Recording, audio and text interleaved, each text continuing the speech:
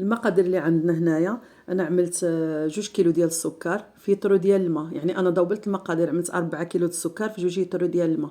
كنعملوا ديك السكر وكنعملوا عليه الماء وكنخليوه يبات فيه، من الاحسن يبات، وكنبقاو مع التحريك حتى كيذوب. وعندي هنايا القرفه عواد، وعندي الباديان، وعندي 2 ديال الليمونات اللي هما الحامض، كنزولهم العطام ديالهم صافي، وكنطيحهم في وسط مع السكر ديالي، وكنطيح ديك القرفه وديك الباديان. صراحه ديك الباديان، ديك ورده الباديان كتعطي واحد المذاق اللي مزيون وخطير.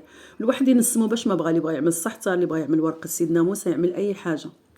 صافي كنشدو عليه حتى كيطيب. كنشد عليه، شديت عليه انا ملي كتبدا تصفر الطنجره د الساعه، ديك الساعه كنقصوا عليه مهيله، المهم ساعه ونص. دابا هاد ملي طفيت عليه كتشوفوا هكذا اللون ديالو كيرجع فحال هكذا، والقوام ديالو كيرجع فحال هكذا، المهم ساعه ونص بالضبط. صافي كنبداو نهزو، كنعرفوا واش طب الليمون كيكون عاطي البريوم فحال هكذا وقاصح شويه، يعني ما كيبقاش الليمون خضار وطاب ومرخي. صافي دابا هكذا، دابا طفيت عليه، دابا غنخليه هكذا. كتشوفوا القوام ديالو، اللون ديالو هكذا، الليمون كيفاش كيجي مذهب وعطي واحد اللون مذهب تما باش كنعرفوه. صافي ديك الساعه دابا غنخليه حتى يبرد. صافي ملي غنخليه حتى يبرد، ديك الساعه عاوتاني كنبدا نحركو مزيان وكنشوف واش مهم خصو ضروري.